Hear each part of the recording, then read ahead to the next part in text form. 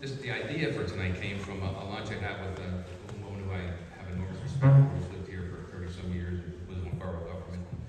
I think president of borough council at one point, and she said, we had lunch, and I was kind of asking her about, to get her ideas about the project. I hadn't talked to her at all in quite a while. And she said, well, I don't know what to think about the project because all I hear is, what I read, and I know that some of it's probably true, but I really have no idea. Yes, ma'am. Oh, you're all going to, yes, okay. In fact, I'm sorry, I was going to let me do that now. I'm Bill Cumby Jr., and I am very sorry. I'm going to introduce my partners, or two of my three partners, our third other partner is my son Adam is in the back. I'm Bill Cumby Jr., and my wife and I have lived in the borough since 1975 when we first got married. Between the two of us, we've been involved in pretty much every organization in town, from the swim club, the SRA, to the co-op board, and involved in borough government, the planning commission. And I'm one of the founders and still of the Sophomore Centennial Foundation. And I'm the chairman of WS Company, which is a construction management company that my dad and I founded 41 years ago, and had our office in the train station for almost 20 years.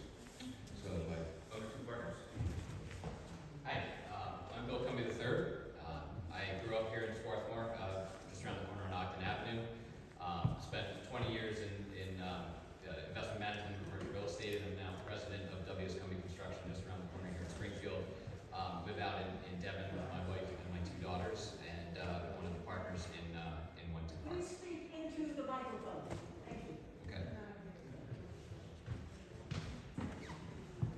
Hi, I'm Don Nelson. I'm not a son of Bill Cumby Jr., although I would love to be. Maybe not. I've lived in Swarthmore on and off since I got out of college in 1973 with my wife Cordelia sitting in the front row. My daughters Madeline and Rini, their husbands, our grandchildren all live in Swarthmore. And I have also been on Borough Council, Wallingford Swarthmore School Board, and with Beth Gross on the Swarthmorean for almost 30 years. And I love Swarthmore. And so that's my reason for partnering in this project. Thank you. Yeah, my apologies for not starting there. And I will admit, my youngest actually lives on the dark side. He lives across the creek in Wallingford, but we don't talk about that. So, and as I started to say, really, the whole idea of this came from this lunch I had, and while it's been a sort of a frustrating experience for us because we've been hoping to sort of talk about this project for the last several months. But more importantly, I learned it's been a very frustrating experience for the community and for all of you, because we haven't had a chance to tell our story. And quite honestly, as I mentioned, my dad and I started this construction management company. We've been in this industry and, very fortunate to do a lot of great work over the years, including some of the buildings in town and the co-op and matter of fact in the end in Swarthmore and others. But we're not really developers. We've done a few projects like this where we bought something and developed it. But if it was a more sophisticated and experienced developer, they would have had a PR department, and there's probably a lot of what's, we would have had better control of the narrative. We just haven't, because it's sort of who we are. We can honestly thought this is exactly what this town needs. It would be a wonderful thing, first step for the future. And we hope really, when you leave here tonight, that you at least understand the facts. Hopefully you'll think this is the greatest thing going and support us. But if not, that's okay too. At least it'll be based on facts and not, rumors or speculation. So that's really the whole purpose of the evening. And the idea here is we're going to spend the first 20 to 30 minutes presenting the project in as much detail as possible without boring you and putting you to sleep. We're trying to give you a complete understanding of what we're trying to do. And then we're here to answer questions for as long as it takes to answer everybody's question in the room. And Kim O'Halloran, who's been very kind to agree to monitor this, and actually the woman who suggested I do this was her first, as she suggested, I said, I think you need a moderator, I think you should ask Kim. And thankfully, Kim was, in a weak moment, said yes. And Kim presented us with the format for tonight, which as you can see, is like they answer questions, ask questions, and give it to her and her assistant, Christy, who's going to collate them. And when she suggested that, my first reaction was, gee, I'm not so sure. I really want to make sure everybody has a chance to ask whatever questions they have.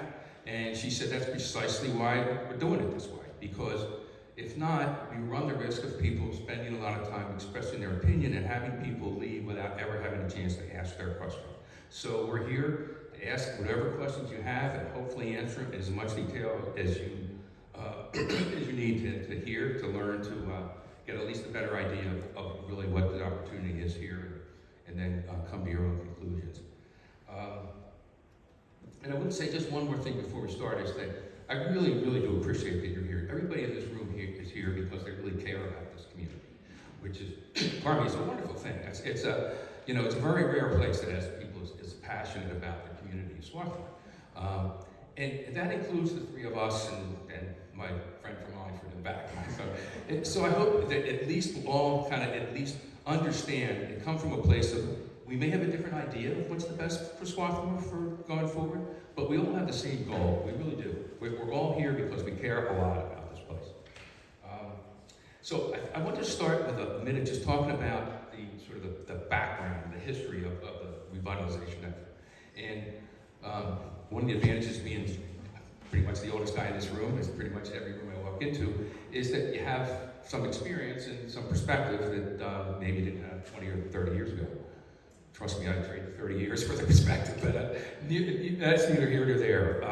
At this point, I just want to talk a little bit. I've actually been involved in the goal of revitalizing the town for more than 30 years. In the early 90s, just about 30 years precisely, the Borough Council established the Swarthmore Business District Authority, and my friend Scott Richardson and I were on the very first board, and the goal of that board, which was the predecessor to what is now the town center, Swarthmore Town Center, was really to help revitalize the downtown. It was at a time when the big boxes and malls were had really battered the small towns like our downtown and all across the country, and it was their first step in trying to do this. And actually came out of that, the first project of that was Centennial Park, which we did in 1993. And then in the late 90s, when both Don and I were involved in the borough government, Borough Council established the revitalization task force. Some of you, if you've been around here a while, might have been involved in it. It involved literally a few hundred residents.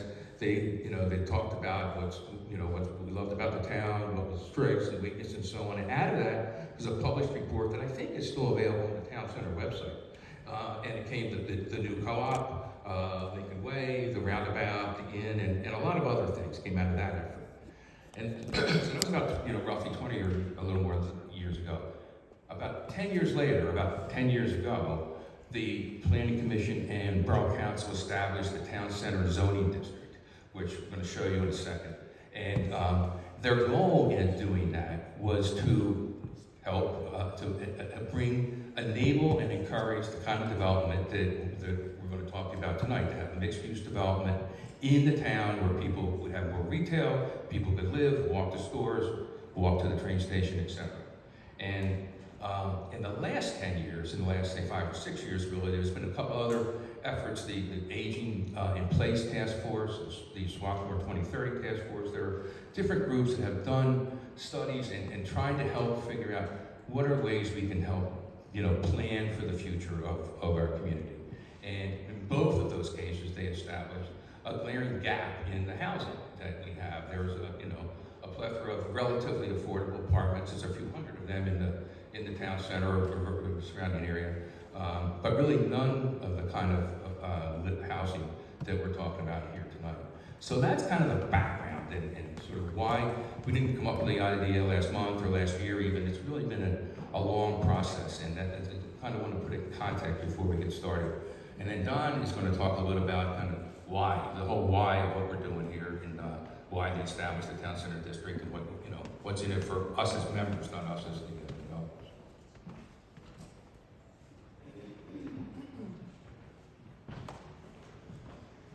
So outlined in orange is the boundaries of the town center, and that was established by Borough Council, as Bill said.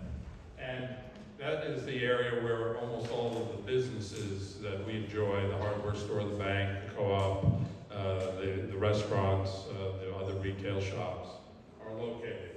And within that, there was an ordinance to create mixed-use development, and it specified all of the parameters for that kind of development. It had to be no higher than 65 feet, no more than 5 stories.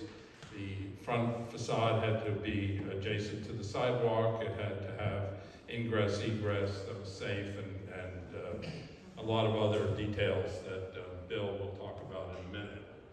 And if we go to the next slide, you can see where, in the tan, where the 110 Park proposal would be located. It's really an ideal location for this building. It's really in the center of the town center. And it's where people want to live now. I mean, I'm one of the 40 or so people, 40 or so households that have indicated an interest in acquiring these condominiums. And they're almost all Swarthmore residents. They tend to be 55 to 75 years old. They have houses in the borough which they've enjoyed, but their children have moved on, and they're two people, I don't want to say rattling around, but they have more space than they need. But they don't want to leave Swarthmore. They want to sell their house, they don't want to leave Swarthmore. So this development gives them an opportunity to stay in the borough and actually to stay in a place that's more appropriate for them. It's single floor living, and it's walkable to the train station and all of the shopping they need to do.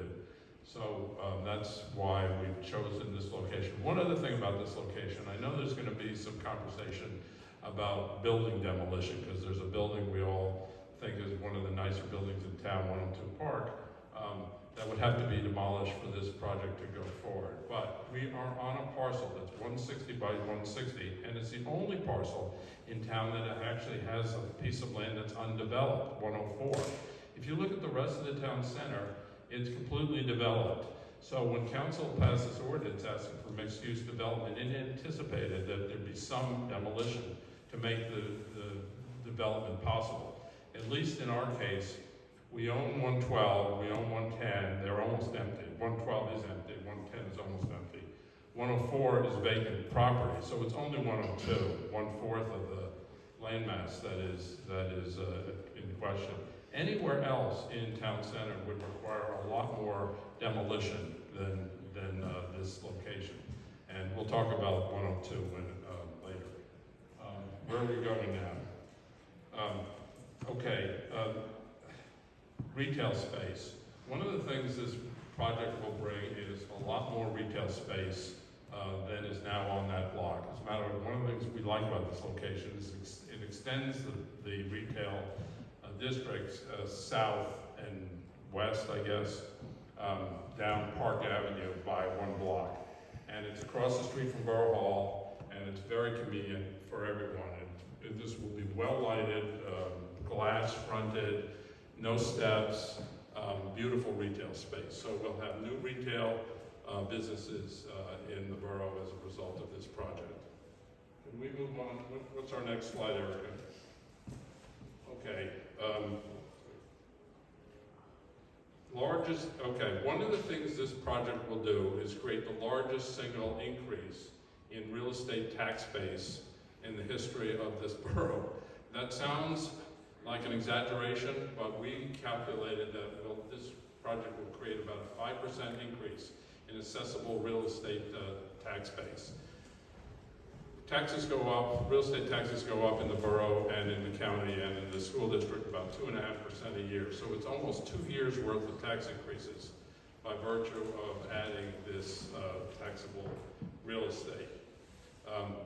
Housing demand, there are 40 families that want to move into this. They won't all do so. We don't have signed contracts. We haven't even begun to market it. But these are people who live in town and want to sell their larger houses or smaller houses or wherever they live and move into the town center and be part of this central business community. That'll also free up 36 households for new people to come into town with younger families. And that creates a future for the town because it creates the turnover that is necessary for young families to be attracted to what I think is the nicest place to live in the country, the state, the county, and my life. Retail, we've heard from many people, many more people that we can accommodate that we want our retail space. Now, we haven't priced it. Some people will feel that it's not appropriate for them when they get all the details, but we will have good mixed retail. It won't be chains, it won't be mall type stores. It'll be local, and it'll be available, and it'll be attractive. And that's really my commentary. Thank you. Thanks, Don. Okay. So I'm really going to talk about and introduce you exactly what the building is all about, so you kind of understand what 110 Park really is. Before I do it, two things. I wanted to say that you'll have the opportunity to ask questions all evening. If something comes up, we printed tons of cards. And people on Zoom, you have the ability to send questions. We have the chat monitor. It actually just goes to the computer here in the Great Hall.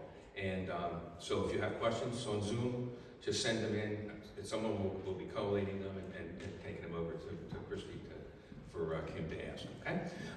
So what I wanted to talk about was the building itself, and the goal from the very beginning here for us is to design a building that conforms precisely with the Town Center zoning code. We knew a lot of people spent a lot of time crafting this code, and our goal, our mandate to the architects and the engineers from when we started was we wouldn't want any variances. It turned out not to be as simple as we thought. The code is let's just say that they're not as precise as others. There's some open for interpretation, and Bill's going to talk about it a little later, but what we thought would be a pretty simple process in meeting this code has turned out to be a little more complicated than we think. But I wanted to say that right at the beginning. That really was our goal. And what you're going to see tonight is really entirely different plan than if you were at Borough Hall in October and saw our sketch plan. It is it's a light years better, quite honestly.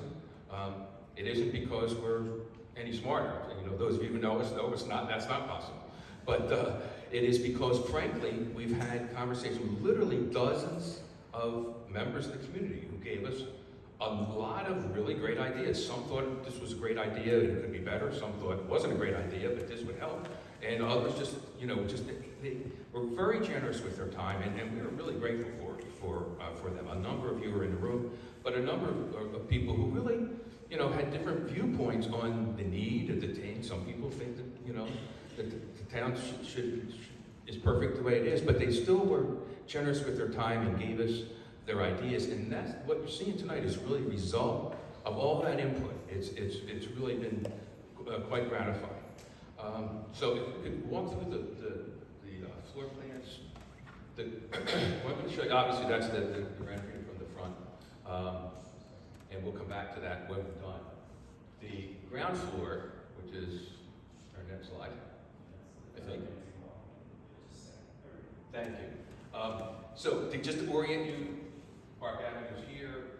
The alley between 102 and Paulson's is right here.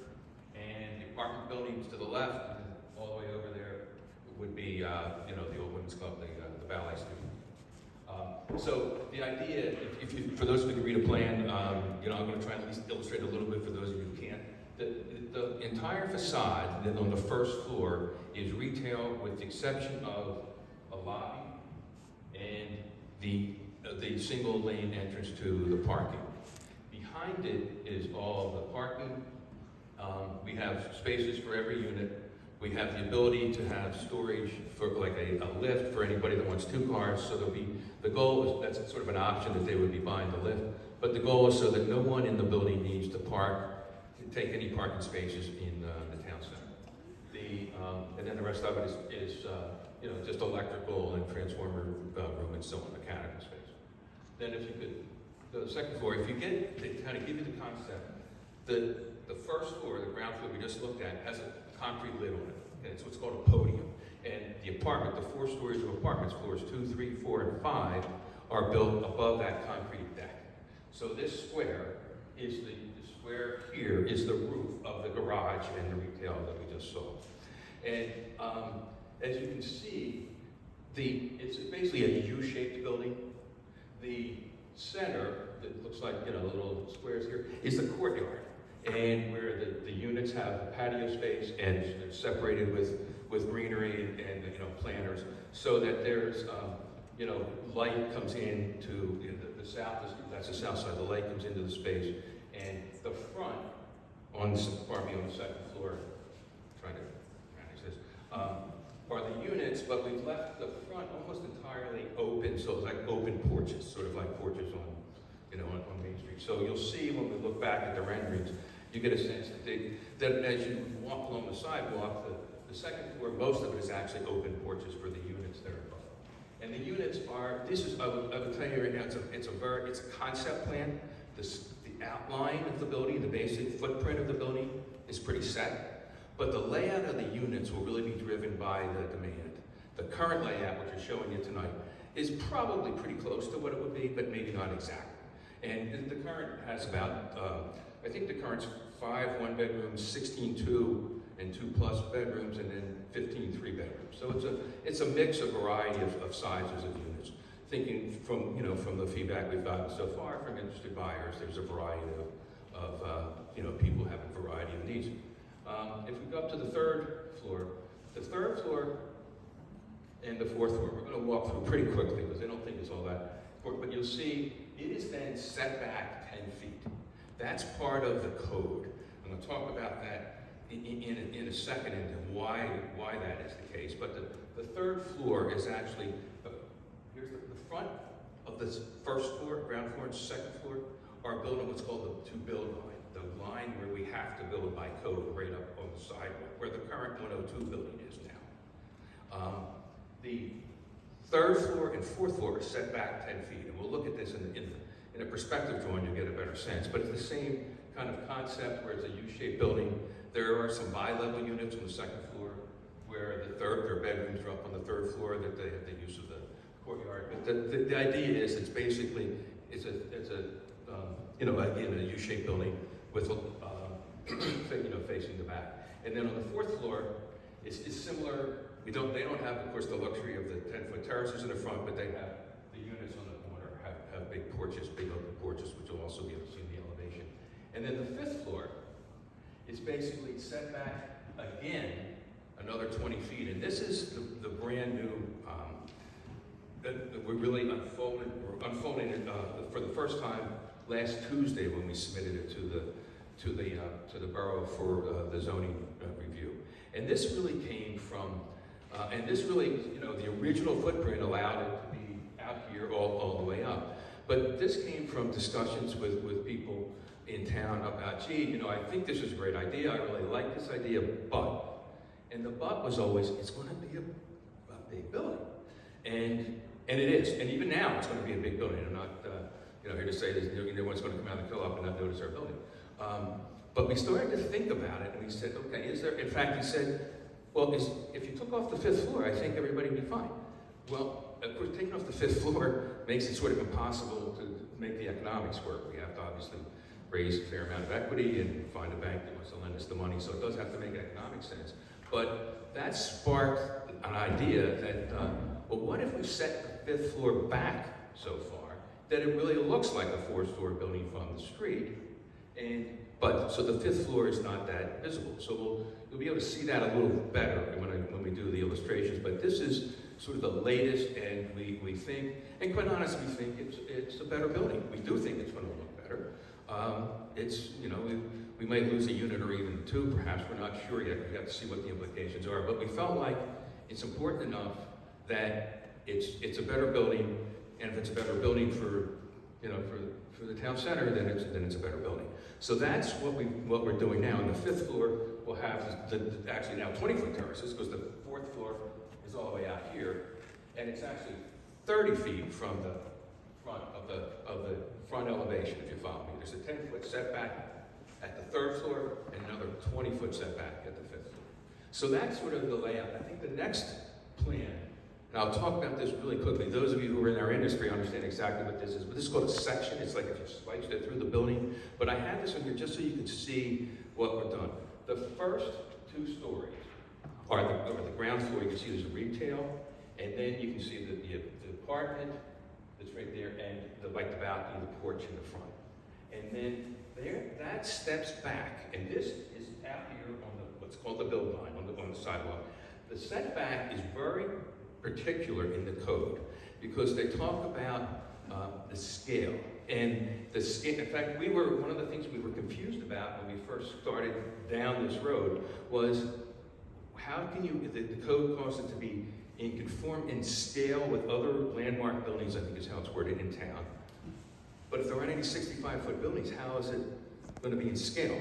And we've talked to two of the original people who were on the planning commission who crafted the bill, and learned that the scale they're referring to was this two-story space, which we'll see in a second. The two-story engages the street, because he said, and it's very precise, that setback has to be between 26 and 35 feet. They were very precise, so you would get a sense of the building wouldn't be an enormous building on the street. You would get the sense as you're walking down the street, and we'll see, we've had a bunch of perspectives done to help you understand it, but the sense would be, okay, this building that engages the street, to use the architecture term, is really in scale with the surrounding stores, and the bounds of the building is sort of set back.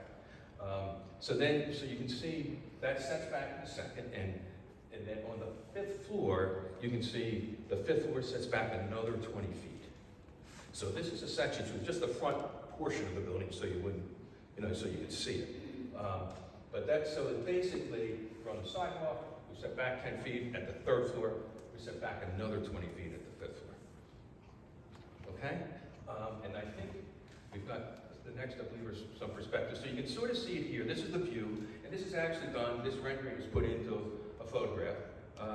And it was pointed out to me just yesterday, actually, that they had a tree in here that didn't exist, so we took it out.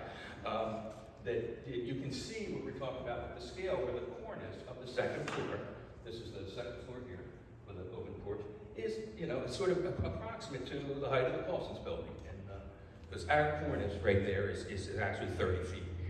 It's that's the portion of the building that's rated closest to the street.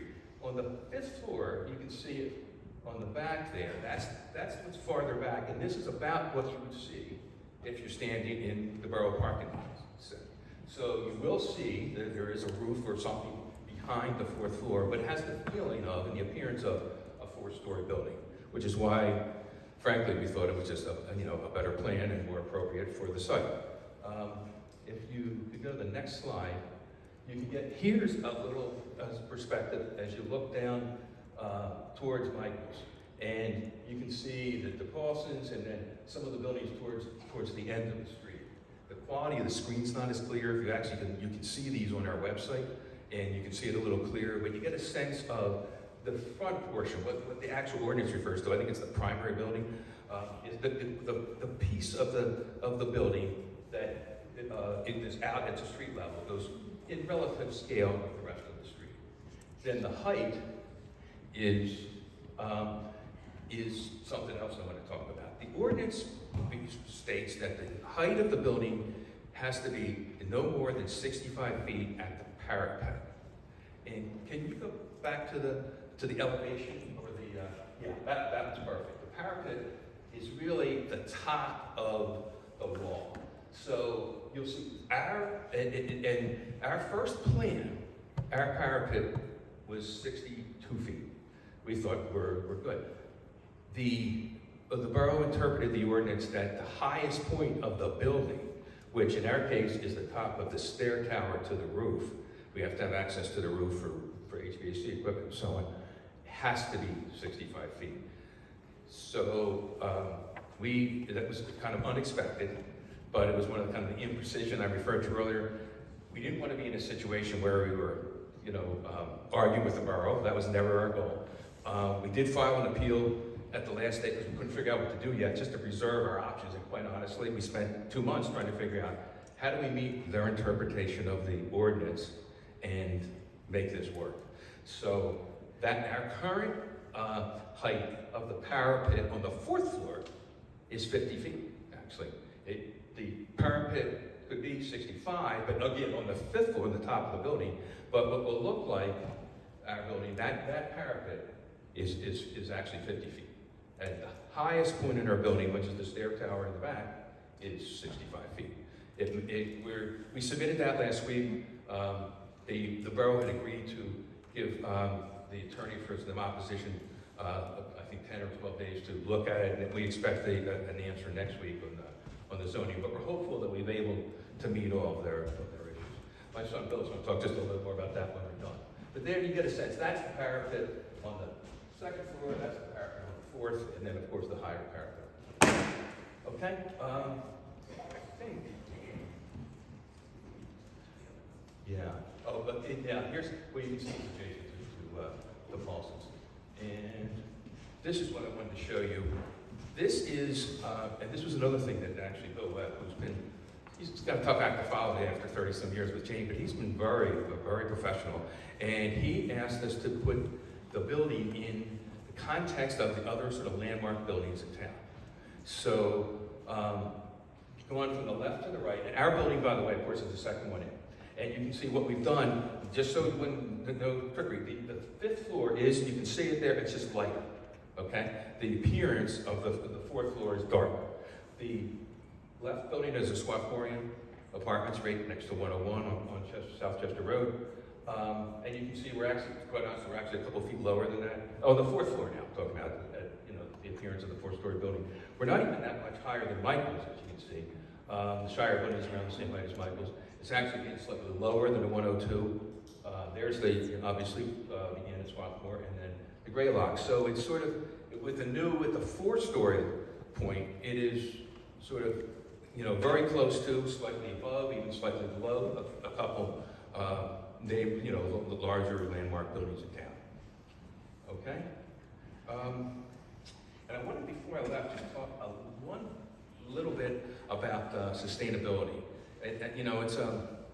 It's really, quite honestly, it's been very important to our company. Our office is in the first LEED certified building in the Delaware Valley. It's been a huge part of what we do. We've done a lot of LEED, and even one of the first and only LEED Platinum projects for a number of years. We know, as importantly, it's really important to our buyers and to our community. So, as I mentioned a little while ago, it's very early on, but when to talk about, at least it's very important to us. It's high on our priorities.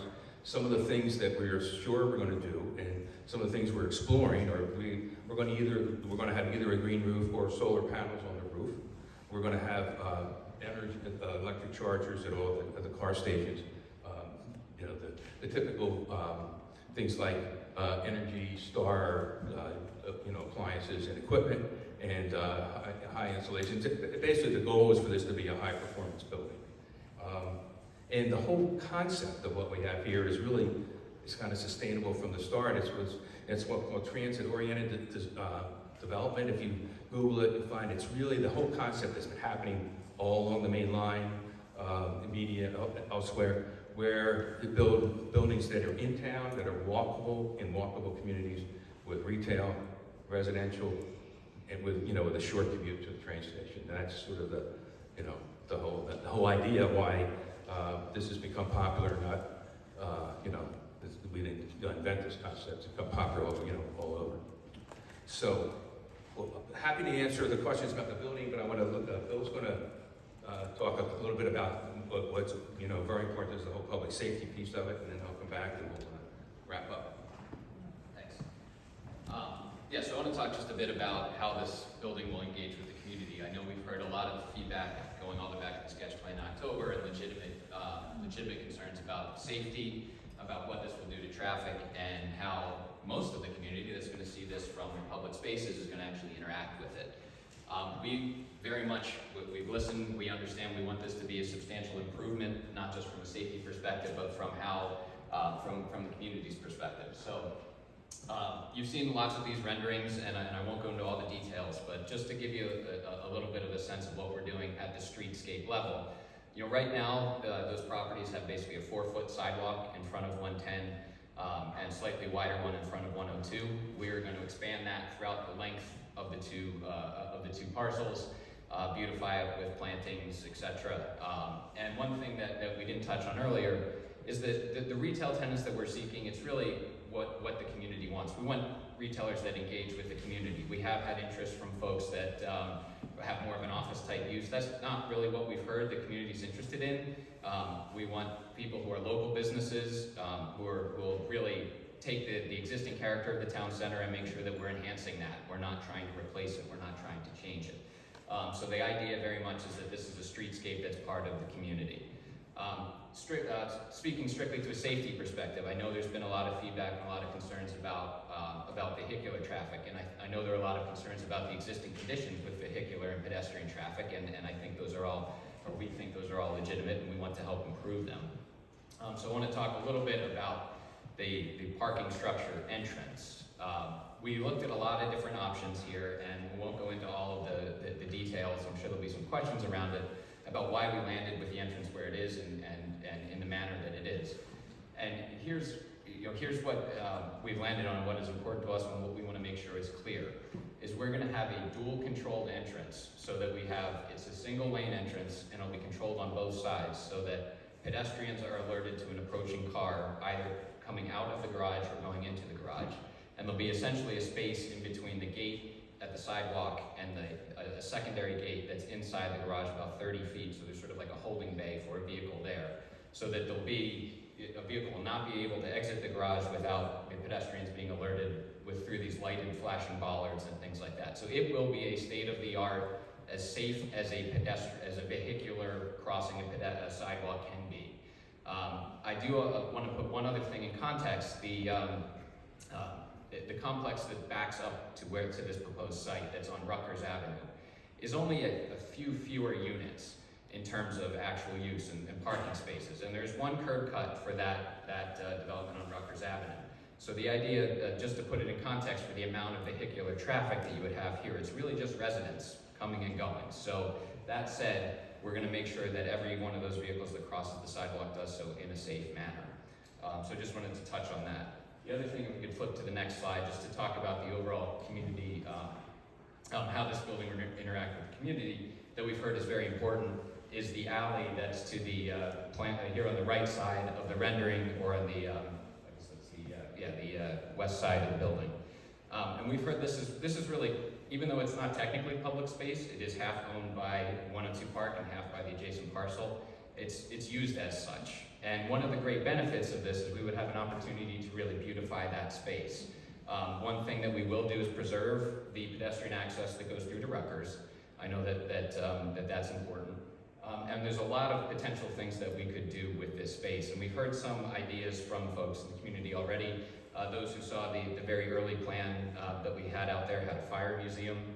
The idea of putting exhibits into that wall, where we have a historical society or a fire museum or things like that, or even rotating galleries, things like that make that an engaging public space. Those are ideas that we've heard. Another thing that we're exploring, which we don't want to get too far over our skis on the feasibility of it, is dismantling pieces of the 102 Park facade and actually reconstructing components of it on that alley. So at least you get a sense of the building that was there before. So really, from our perspective, what we want to communicate is, one, safety is absolutely our priority. We're confident that we can design a building that absolutely improves the safety of the town center. Second, we want to make this an engagement and an enhancement in the existing town center. And third, this space and this public space, we want to create public space to the extent that we can, and we think we have an opportunity to. And we're open, certainly, to those types of ideas to try to make this something that the community can celebrate. So those are just a few points, and I know we're running long on time. I want to get to the questions. That's the important part. We touched on the approval process and sort of where we stand right now, and I just want to clear the air around that, or at least let everyone know kind of what the next steps are. As we mentioned, the town center zoning district, it's somewhat confusingly worded. There are a lot of components. A few things we do want to say: there's a lot of quantifiable restrictions that are put on us. We touched on building height. It can't be higher than 65 feet. As my dad just showed you, actually we're trying to make that, yes, we are technically hitting that point, but only with a stair tower access to the roof. The actual parapet you'll see from the street is much lower at 50 feet. Second, there are there are formulas in the code that dictate the amount of building volume. And we are currently 10% below what the allowable building volume would be. So the quantifiable, we understand that we could try to push the limits with some of those numbers. We're not intending to do that. We want to design something that makes sense. So with respect to the quantifiable pieces of the building code, we've complied with those. We touched on the zoning permit that was denied. It was denied because we interpreted the building height slightly differently than the borough did. That's why we resubmitted it. It was also denied because we had resident storage in the parking area, and based on their reading of ancillary uses, they felt that that was not a compliant use. So we've adjusted those two things and resubmitted it to the borough. So that's the one piece of the approval process. There are two others that we're embarking on that will happen sort of in parallel. And one is the land development approval, and the second is the conditional use approval. So land development goes through the planning commission, and it's fairly technical. There'll be a lot of conversations about stormwater management and a lot of talk between civil engineers and things like that. And then there's the conditional use piece. And the conditional use is a little bit unusual in that it's not really the conditional use we're applying for. They call it a conditional use that we need to receive in order to demolish any building in the town center, not just want to do any building in the town center. And that is a second approval process that will commence after the zoning piece is done. So that I just want to make sure that it was confusing to us. I'm sure it's confusing to the rest of the community. Those processes, the land development process goes through the planning commission, and the conditional use will eventually go through borough council. So that's where we stand. We just wanted to make sure we updated everybody with respect to that process. Did I miss parking? Parking, thank you very much. So there's also been conversations about the parking along Park Avenue. And we did a traffic study, which was part of the application that's demanded by the ordinance. And one thing that our traffic engineer came up with was the idea of switching Park Avenue to parallel parking on both sides of the street. We think this is a great idea. We can only control so much as a developer, but that was actually in our submission to the borough. And we think that would be, we think at most lose one parking spot, so it's not going to impact the overall parking situation in the town center. We know how difficult it is to navigate this street. It would also facilitate or alleviate a lot of the concerns around deliveries and so forth, not just for our building, but surrounding areas. So something we're open to. Again, we can't promise it. It's a cooperative process with the borough, but it is something our traffic engineer came up with, and we're absolutely trying to engage with the borough to improve not just our parcel, but the area around it as much as we can. So I think that was it. Thanks, Bill. So we did run a little, we were hoping to do a half hour, and it's, almost 45 minutes. So we're here to answer questions as long as they're questions. If you have questions, if answers, make you rise to more questions, just raise your hand. As I said, we have plenty of cards. And Kim, Christy's been kind enough to collate them, and Kim is going to be asking the questions, and the three of us are here to try and answer them as completely as we can. Okay, can everyone hear me?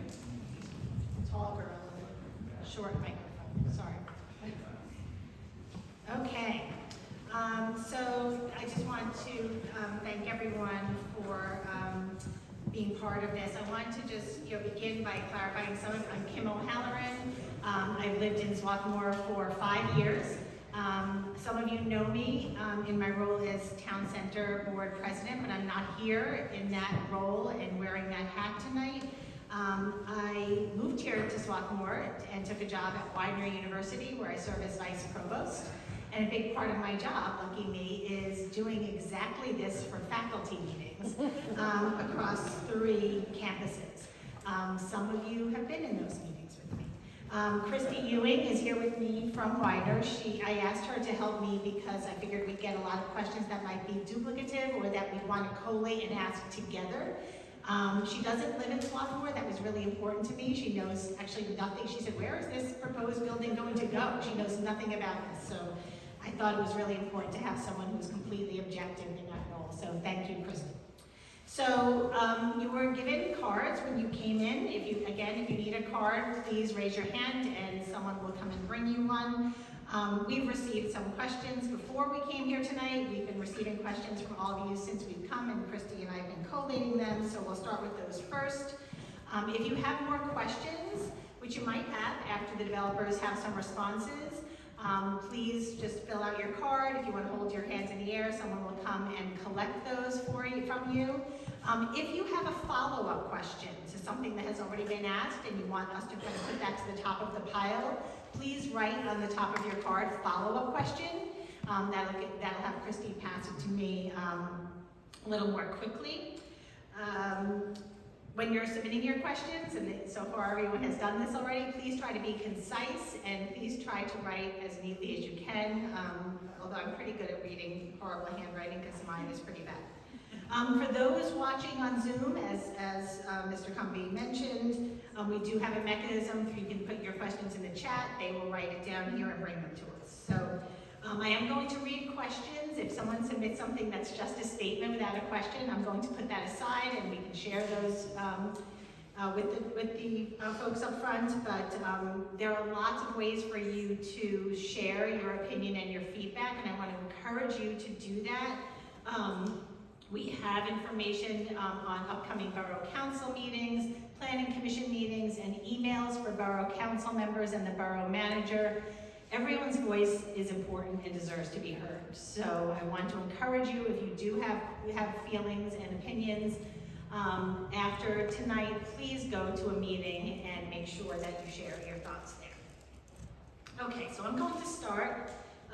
The first questions we have, we've kind of grouped these, are related to some environmental concerns. So the first question is the 110 Park condo going to merit a platinum, gold, or even silver LEED rating? I think the simple answer is, and I should maybe be a little precise, it's really too early to tell. I think achieving LEED platinum is probably, we've done a bunch of them, is probably a very high bar. And there's other ratings other than LEED. So we've talked about it with our architect, but that's really part of the design process. It's really before we can really tell you, but it is, all the guidelines of LEED are all, part of the criteria that we'll be designing to.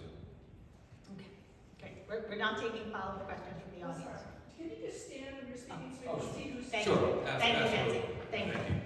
Okay, the next question, tearing down functional buildings and replacing them with new construction causes a great deal of greenhouse gas emission, even when the new buildings will be less environmentally costly to run than the buildings being prematurely destroyed. Do you have a plan to compensate for the additional greenhouse emissions this project will cost the environment? Well, I think, first of all, the answer, the simple answer is no. I'm not sure I really even fully comprehend how you calculate that. I'm not being coy, so. But I do think this is an important question. Really, most sustainable things, and I totally agree, is reusing buildings. I don't think we mentioned we restored the train station when it was really in pretty bad shape and used it for almost 20 years. And our current office building used to be a retirement home that was completely redone and has been repurposed.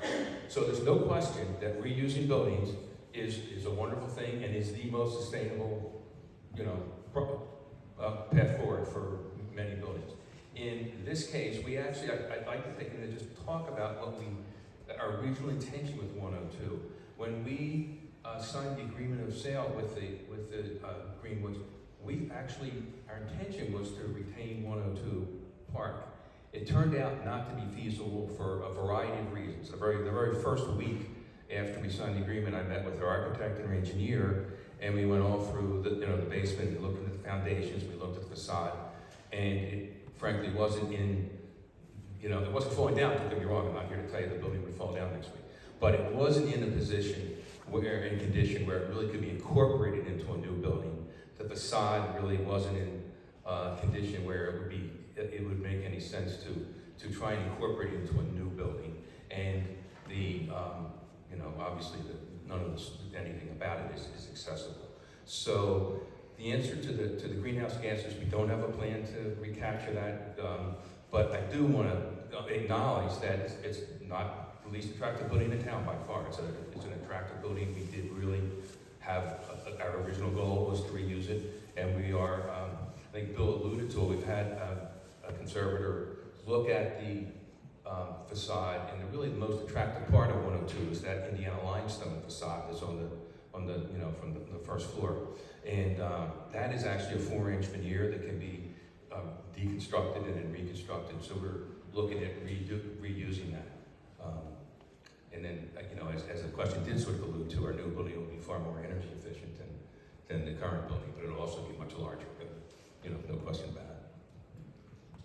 I would just add, we certainly will have a green roof, solar panels, or some combination of the two. So there are pieces we can say that will be incorporated, but. Do you need a card?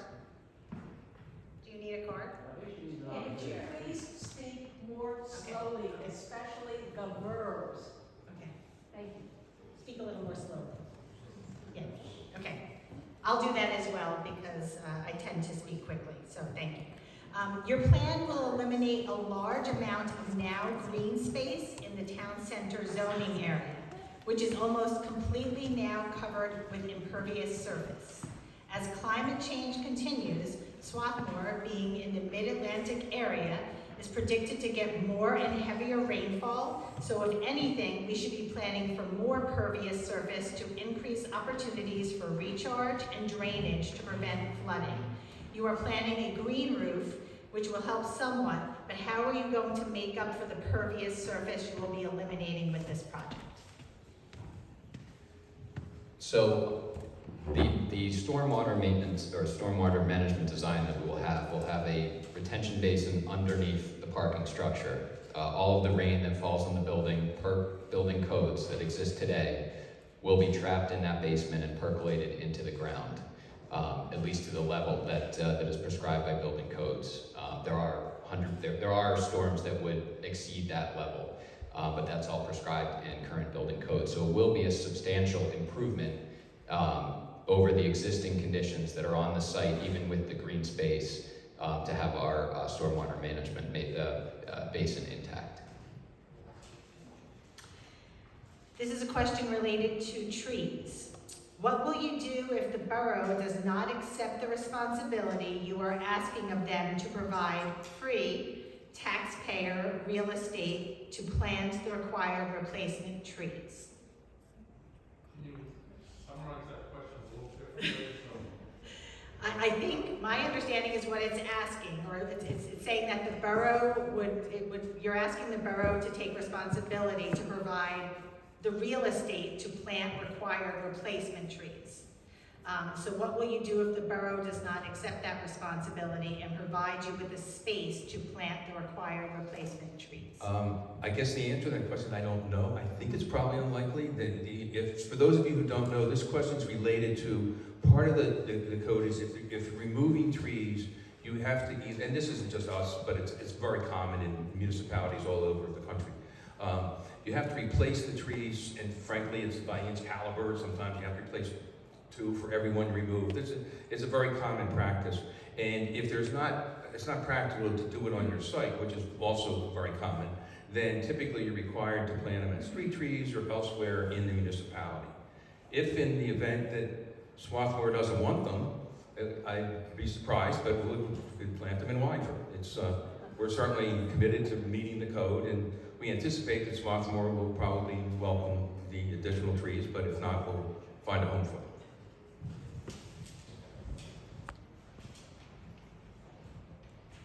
I think this question was partially answered in your presentation, but I want to ask it because I'm not sure it was completely answered. In the previous renderings, they relied on trees and plantings, some of which don't actually exist, so I did notice that you took the tree in the front out. But I'm not sure if the tree behind, I know that's something else I've heard from people as feedback, that the tree behind on the left might not exist either. So I just want to point that out, because I know I've heard that question. Can you provide an actual accurate elevation showing the adjacent buildings without masking them with trees? Yeah, thank you. Actually, that's what we've done. Again, as not experienced developers, I actually showed there was a tree between, it was on borough property, theoretically, it was on borough property, between our building and the cleaners. and it sort of was like it was put there for artistic license.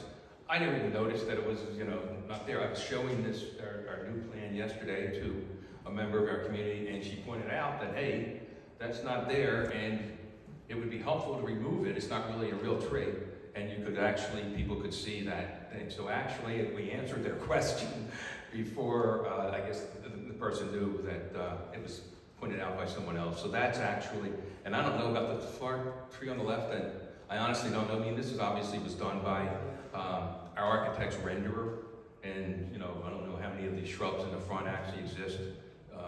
I'm sure some do, some don't. It's poetic license. But the tree that was, I think that she's referring to, was the tree that sort of obstructed the relationship between the second floor parapet and the cleaners, which frankly was helpful and important. And she brings, that's what she said. It's important to see that, and you now see it. Okay, so the next group of questions is related to traffic. So have you done a traffic study to see the impact of 80 plus parking spaces plus delivery and maintenance vehicles, and what did it show? So I think you talked about traffic of the cars going in and out of the building, but I think the next part is delivery. I imagine these people will be like me and order from Amazon, and maintenance vehicles. Understood. The answer to the question is yes, a traffic study was done. It is part of our obligations as part of the application. The findings, and it is on the borough's website as part of our application, so all that information is public information. I'm not a traffic engineer, so I can't tell you the calculations behind it. I believe it was somewhere around 19 trips per day that was forecasted to be added by replacing the existing conditions with this building. One thing I do want to clarify around the parking. We have 40 spaces. We are going to provide an option for residents to purchase a lift so that they can store a second vehicle. The reason for doing that was to avoid the situation where an extra vehicle is being parked somewhere in the community on a public street. So it's really vehicle storage. It's not as if there are 80 spots in this garage. It will be for residents and employees of the retail tenants. And so the idea is it's really the same amount of traffic that you would have from 36 or 35 families living in this building.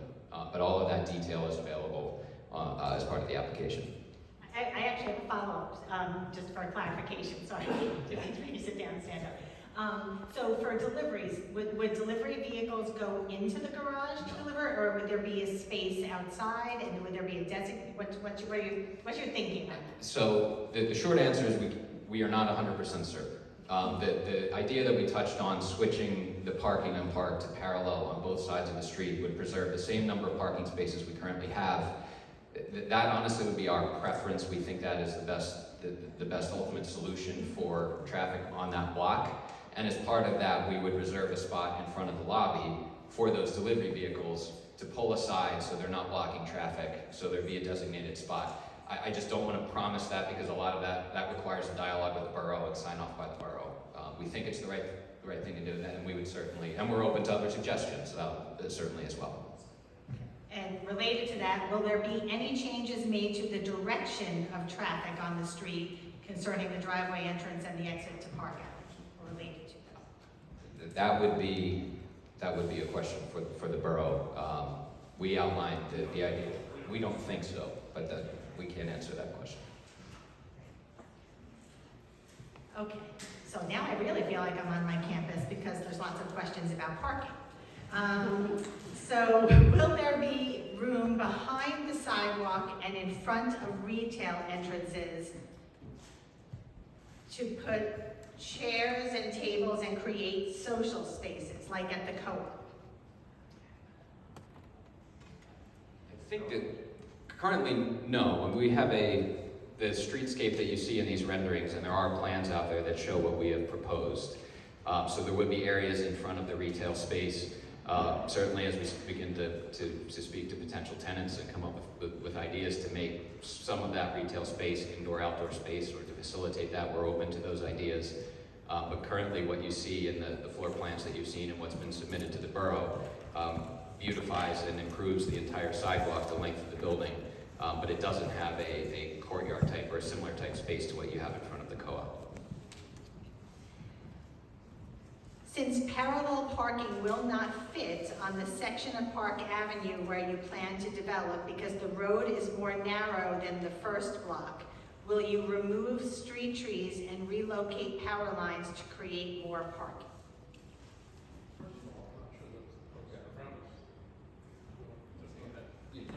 Yeah, no, I don't, first of all, I think it is the same width, actually, and being older than dirt. Some of you may remember that the situation here with the angled parking actually was the case in the unit block of Park up until, I don't know, 15 or 20 years ago, and where they switched it to parallel on both sides. And our traffic engineer, who was the one that came up with the idea of parallel on both sides, said that, you know, there's plenty of room. If you think about it, you pick up half of the distance, you know, that's, you know, the parallel is much, not nearly as deep as the angle parking. So I don't think their premise is correct. You know, our traffic engineer was the one that came up with it. If that was in fact true, I think he would not have come up with that solution. So as part of his study then, he looked at whether there would be room for parallel parking on Yes. both sides, cars to drive by and it would be appropriate. Right, it was right, exactly. It was his suggestion. Again, it's the borough's final decision, it was his suggestion. And certainly, if it requires moving the curbs and poles and so on, that's probably not going to happen. Yeah. So it would not require moving curbs and poles? We think there's room for parallel parking on both sides and two-way traffic without removing poles or sidewalks. Okay. And I think you answered this already, that you said, you know, how many parking spots would be lost by switching to parallel parking. But I think you said in the study that, Yeah, if you want to actually talk to Al today about this, we thought that might come up. And he said, he thinks at the outside it might be one, but he said, frankly, the answer to that, it may be even a net gain. It really depends upon what they work out, the borough engineers and the borough works out. He says all it has to do with sight lines and so on. So it's possibly lose some space. He didn't think maybe two in a long shot, but he thought it's also possible we gain space. Bottom line is, it's really close to a net, you know, net wash. I'm going to move on to some questions about the design of the building. Are the other three sides of the building, meaning not the front side, still solid wall up to the top of the 5 stories? No, and I guess we can't see the one any of these. The simple answer is, of course not. I know that's sort of been, the building's been depicted that way, but it would be hard to sell a unit without, you know, enormous windows and so on. So as you can imagine, we haven't really developed the elevations yet. We've developed the front elevation because that's really what's necessary for the zoning. But the rest of the building is going to, our goal is to have enormous big windows, a lot of light, a lot of air. People are, you know, they want to live in spaces like we do, in a lot of outdoor spaces. So no, but it hasn't been developed yet. We have to lay out the units. We have to, and then you know, do a complete elevation. But our goal, of course, is to build as attractive building as possible. We think it would be hard to sell units to a building that wasn't. Also related to the design, where will the electric lines go? I'll take them to this. We're not sure. The answer to that too is we're not sure. It's quite honestly, I'd like to see them buried in front of our building. I think it would be good for us. I'd like to see them buried the entire borough. And in fact, some of you might remember when Guy Smith was on that campaign a bunch of years ago. We don't know. That's a PICO thing. Our mechanical engineer, and you know, it's a mechanical electrical engineer, and PICO and ourselves would work out the details. We'd ideally like to bury them in front of the, you know, across the whole front of the building, but that's in the end is going to be PICO's call, not the 110 Park Swarthmore developers. I think just one follow-up question I think that would help, and it would help me and might help other people. When you say that you don't yet know, is that because when do you know? Like when that you know things be decided? Is Thanks, it related that's to really the approval process? I'm not a builder. I appreciate that. That's really a good question because I don't want it to look like we're evading the question. Those of you who are in our business, there's a few architects in the room, will understand exactly what we're talking about. You start with the concept and you figure out exactly what you can build and so on. Once we get the parameters established, then we develop the plans. We develop all the layouts and the units, the elevations, and all the mechanical systems and so on. That's really, you know, a little bit about the process. We think the approval process will take somewhere in the next 4 to 6 months. As that gets towards a close, we develop, all the plans for the building. So that's when things like mechanical engineers and, discussions with PICO get serious and decisions get made. And Does that make sense? Yeah, and that I assume is done in conversation with Borough Council. So Right. if people have opinions and feedback on that, they'll be able to do that around that time. Well, I think if we had opinions about Well, not about right, the aesthetics, we Yes. might be here a long time, and I don't have that many years left. No. But we will be complete, of course, with all the borough codes, the building codes, et cetera, and all the aesthetics that are dictated in the ordinance really are around the front elevation, which is why we spent so much time on the front elevation. The rest of it is really, frankly, they're just national building codes typically that include, as you might guess, big areas of open windows, et cetera. Will there be design elements added to the building so people will know that there are actually businesses on the first floor? I guess it doesn't look like there's anything that clearly shows that those are businesses. Yes, absolutely. The one thing in the code is that the entrances need to be sheltered with an awning or some sort of overhang, so those are shown here. But in terms of signage for potential tenants and that type of thing, absolutely. This is just showing, for the purposes of zoning, what is required. This is a question I have asked, so it's familiar to me. Is there any way, I didn't put this question in, no. Is there any way the retail units can be placed together so that customers do not need to walk past the parking garage to get to one of the businesses? Yeah, we actually, that is a good question. And also, I'm going to answer that question and a related question about the retail space. The simple answer is no, because of the way you enter the garage. Could you get the ground floor up for a second? Is that possible? You'll see that, ideally, we agree. It would be great to have all of the retail space together. That would be ideal. But when we get to the ground floor thing, you'll see why. There you go. There you go. You'll see, you need, in order to enter the garage, you have the passageway. If we moved it all the way over here, you would lose all this parking spaces to get back. It just doesn't work. And so what we've done, in fact, in this space is shown as one space. It's originally shown as two. In fact, it could be 2 or 3. It's the way it's structurally framed. It doesn't have to be demised at all, or it could be demised in multiple spaces. But one of the feedback we got, frankly, was from when I met with the town center board and with the merchants, was that, gee, there's no big retail space in town. And because we originally had this carved up, and wouldn't it be great if you could have, the biggest space you can, which is what we've done. We shrank the lobby, we moved this as far over as we could, and then we left the one retail space at the end. It's just the nature of the building. Okay, thank you. Can you describe the safety features for the parking entrance and entrance in a little more detail? So you mentioned lights. Will there be sounds as well? Yes, the answer is yes, and I'm almost certain that that's a requirement for any alert system for pedestrians for ADA reasons. I talked briefly about the idea is to make sure that, and because this will be resident and retail employee parking, even an approaching parking car from the street will have an actuator that will be necessary for this gate to open for them to enter that driveway. So that actuator will alert pedestrians with the flashing bollards, etc. Open the gate, allow them to enter that. And similarly, an exiting vehicle will have to first go through the gate at the back, wait at that arm in the front. The pedestrians will be alerted before that arm raises and allows a vehicle to cross the sidewalk. Is that deep? Okay. Yeah, that's good. Okay. So you talked about deliveries to the complex, but this is it's not a follow-up, but there's one question in here that wasn't asked before. Will any deliveries or other vehicles use the alley adjacent to the building? No, not for our building.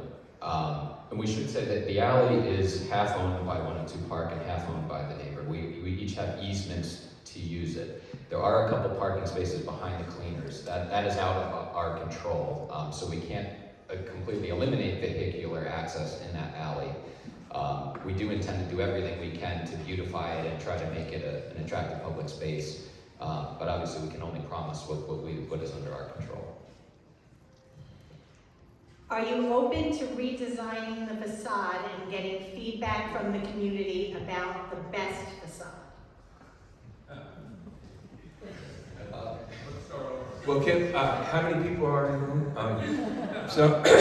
I will, just to give you some context, if you happen to be one of the lucky or unlucky ones at the sketch plan in October, we had a very different building. And quite honestly, when we came up with this concept, nothing gets universal acclaim. I say, if I give everybody $100 in this town, some people would be pissed off it's not $200. But I think a lot of people like the change. The original was much more traditional, yes. And quite frankly, it was because we had scared our architects to death. I said, look, this can't be too different. And it turns out that people really wanted something that was much more modern and looks like 2022. And so I think we have been there and done that, at least in our mind. It'll never be in everyone's. I do want to add a couple things to that. One, the zoning code has very strict parameters around the amount of glass and the amount of openings. And believe it or not, we're on the lower end. So there are things in the code that we need to adhere to with respect to the facade. The other thing we would say is that it may be difficult to see in the renderings, but the materials, we are trying to harken back to limestone and some of the brick that you see in other areas in the town center. So it's a diverse group of buildings we have in town center. We are trying to make nods where we can, and then I did just want to mention that there are very strict parameters put on us by the code that's in place. Will the building have all the plants on the facade that are shown in the rendering? Yeah, sure. Yes. I think this is obviously a very legitimate question because it's great. It looks beautiful, and what's it going to look like when 3 of the 6 tenants in the front have spent the summer in the shore or whatever. So it is a legitimate question. The answer is yes. There's planners on the plans for all of this, and they're irrigated under a system that's controlled by the building. So it's not like we're counting on Mrs. Jones, who lives in the apartment on the 4th floor, to water the plants. So they are there to look attractive. Quite honestly, that's deliberate. We think it's important that it makes this elevation not just attractive but stunning. So it's a very important question, and it's been asked a number of times of us, and that's the simple answer is we want to make sure it stays that way. So that's the next question is, the plantings are beautiful and impactful, but how do we ensure that it will continue after the unit converts to a sale? So to clarify, it's being maintained by the association, By the homeowners not by association. the individual. Exactly. Okay. Yeah, for that very reason. Let's see what this topic is. All right, this is safety and fire. Is maximizing the footprint of this building worth the public safety trade-off of providing no aerial fire truck access to the rear of the structure? That's a hard question to answer without sounding like a jerk. We clearly have to meet all the codes. In the preliminary submission, we had a review by the fire marshal, and it had some issues which we frankly, we put on the hold until we got the new plan done and submitted to the borough, but we will be meeting with them. One of the questions is, that obviously is on their mind, is access for aerial. So it's really in the process. So it's impossible to get behind the building. Obviously, you can get through from the other side, but we're meeting with them to try and work out their concerns and make sure. Obviously, it's important to all of us that it's, we're not sacrificing life safety. And just, this is on that same topic, do you know if the fire department has the equipment to fight a fire, for a building of this size? And if not, do you know if the taxpayers would be the ones to finance that equipment, or have you budgeted for this? Well, I think it's a few points. It's a fully sprinklered building. I mean, the entire building will be fully sprinklered. And the whole exterior is not combustible. Our current plan remains to be seen as the plan's developed, is actually to have a metal stud rather than a wood frame building, but that's all in the works. The fire company bought years ago equipment to handle all the large buildings on campus. So if you look at this our building in relation to some of the other buildings I showed you on the elevation, they have not expressed any concern about having the equipment to handle the building. The question is making sure they have access. And this isn't in my pile, but I know I saw this question come in. Have you already consulted with the fire department at all? Yeah, as I said, we had submission, and they had just a few points. They had like 4 questions really, 2 of which were pretty simple. Other 2 involved meeting with them, and we were waiting to get the sort of the redesign done. Some of the redesign may address those questions, some may not. We've actually reached out and have a meeting, trying to schedule a meeting to answer those 2. So it's a work in progress. Is the simple answer. It's not resolved, but it certainly needs to be resolved before we can get final approvals. Yes, it is access, not equipment, for sure. Okay, this is a long one, so bear with me. The March 30th Damon Land Development Plan shows a clear site triangle that completely excludes any sight lines to the sidewalk, not directly in front of the driver at the point a vehicle exits the building. This project is being promoted to seniors. Why doesn't it take into account the fact that seniors, no matter how capable as drivers, have slower reaction times and slower visual adjustment to changes in light, and will be exiting a dark space into bright sunlight, and that there will be a larger percentage of child pedestrians in the area because of the proximity of the community center, the library, and the ballet school. The traffic study does not deal with any of these traffic safety issues. How do you intend to improve safety? So I think we've spoken to the last question in terms of how we intended to deal with safety. Certainly exiting from the building, crossing the sidewalk, we've spoken about in some detail. The site triangle has to do with entering a public roadway. I don't want to put words in Dave's mouth, but my understanding is that anytime you're entering from a private space into a public roadway, you have to look at that site triangle, and that's the one that's prescribed by the building code. To my knowledge, there isn't anything in the building code that says if you expect a larger percentage of seniors, the site triangles need to be different, or anything to that effect. So it was in compliance with all of those codes, and we've spoken to the things we want to put in place in terms of the pedestrian vehicular safety. So hopefully I've addressed the concerns in that question.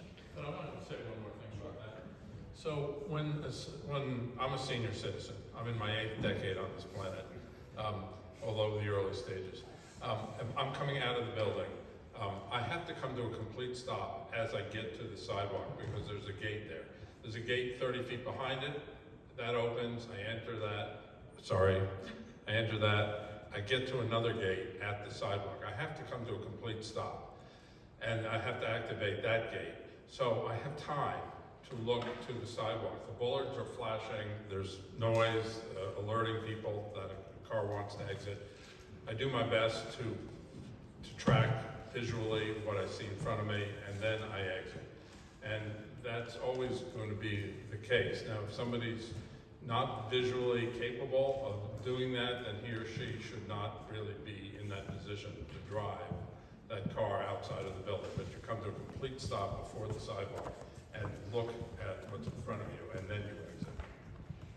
For the parking sensor, whatever is going to be in the vehicle of the residents, Right. Is that something they have to operate manually, like push a button, or is it, so are they driving and pushing, It would be similar to a garage door opener. Okay, that's what I was trying to get the sense of. Thank you. I just wanted to clarify that. Okay, so this is a question I think about an ordinance, 1288.19B, subdivision land development requires burial of all utility lines. Are the developers taking the position that this is not a requirement for this project? And we are not taking the position that something that in the code where we won't comply with, so. That you won't? We were not taking the position that we will not comply with something Okay. that's laid out in the So code. if it's in the code, you will be? Correct, Okay. correct. The reason why we're somewhat non-committal about this is it is PICO. And anyone who's dealt with PICO at any point in time knows that they're notoriously difficult to deal with. So we do know that there will be an electrical vault inside the building. Those lines going into the building will be underground. So everything that we control in our parcel, yes, will be buried. Okay. Have any of you personally spent significant time monitoring traffic, deliveries, parking, and foot traffic on Park Avenue on a busy day? I have not. Have you? No, I have not. No. No, we did hire the engineers and, you know, that's their job, but no, I don't think any of the groups can claim that we have counted cars or anything. Do you know, is that part of the engineer's study? Yeah, Do no, they that's, I monitor mean, traffic? that's what he does, and I'll be honest with you, I think he had counters on a number of intersections, and he did the whole traffic count in his report. Please don't tell him I didn't read the entire thing, cover to cover, there's a lot of data in there, but it's a pretty comprehensive outline of requirements that are involved in a traffic report, including, you know, how much traffic's on the street and so on, so. It should be in that report, but trust me, I have not read it from cover to cover. And is that report on the website? It is, it's on the borough website, as Bill said earlier, So it's people part of our can submission. see in his report? Yes. The points about the traffic? He did a full traffic study and a full parking study. Okay, thank you. How does trash get removed? Will trash trucks use the alley? Yes, if you bring up the ground floor plan, there is a trash room on the alley side. So trash will be removed by the side of the building. And how often? Is that once a week, twice a week? We don't know. We don't know how often per week that will happen. Yeah, that'll have to be a private hall. I'm sorry, Bill, I couldn't hear what you said. Yeah, that would actually, for a building like this, would be a private hall or part of the requirement of the homeowners association. My guess is they may do it twice a week with 36 units, but, you know, that's down the road, clearly enough to make sure the trash room doesn't, you know, get full. And then Erica, would you mind putting up the comparative building slide so that the developers could clarify which ones are on Park Avenue and which ones are on South Chester Road? That's the question. Sure. So, there we go. So, the bulk of them are on South Chester Road, honestly. These are the larger buildings. Obviously, the Swarthmorian and the Gray Lot are on South Chester Road, and frankly, those two are just outside the town center zoning district. The 101 South Chester Road is just inside the town center zoning district. Shire Building is on South Chester. Michael's obviously is on both, on the corner and ours. So on Park Avenue itself, it's only our building and half of Michael's. The other half, actually. Okay. So you chose those buildings? Because they're the largest buildings, they're the landmark, the largest buildings Okay. in the town center or in the proximity of the town center. Okay, gotcha. That was Okay, my that's why we question you were chose talking. them. Yeah. Yeah, no, clearly, you know, well, you can see the buildings along Michael's up until the Paulsons are, you know, approximately, you know, they go up and down, and Scott, they're around the same height, I guess, right? 2.5 stories. Yeah. Paulson's, of course, Michael's on the corner is actually like 3.5, but then Paulson's, of course, steps down to 2 stories. And then the apartment on the other side of our building is like, I guess, 2.5 stories. So there's no question the ones on both sides of our building are smaller than, shorter than these, but they're, you know, shown on that some of those perspectives you saw.